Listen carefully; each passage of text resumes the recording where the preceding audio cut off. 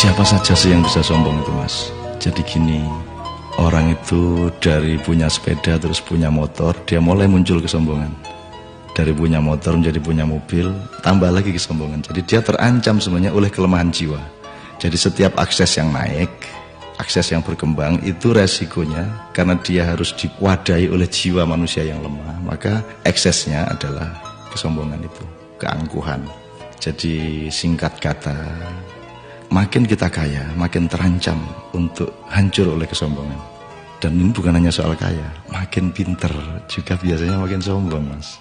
Jadi ada yang namanya kesombongan feodal, itu untuk orang-orang kaya.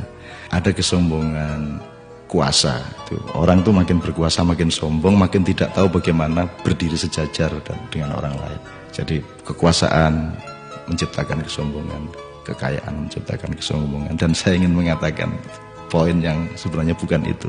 Kepandaian juga sangat berbahaya untuk memunculkan kesombongan kita.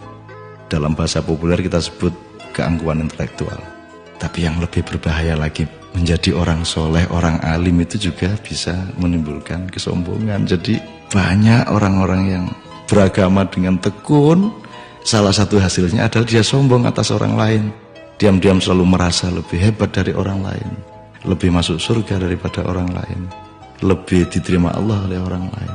Jadi teman-teman sekalian, sesungguhnya ajaran yang paling dahsyat keindahannya adalah ajaran mengenai tawadhu, ajaran mengenai kerendahan hati.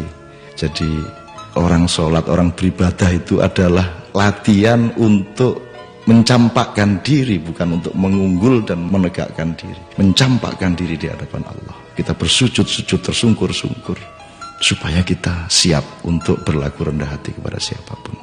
Karena sekarang ini betul-betul bukan hanya orang kaya, bukan hanya orang kuasa, bukan hanya orang pintar, tapi orang alim juga sombong. Itu namanya kesombongan, kesombongan orang alim. Jadi tidak lantas kita jangan jadi alim supaya tidak sombong, atau jangan tidak kaya supaya tidak sombong, tidak begitu. Tapi kayalah, tapi tidak usah sombong.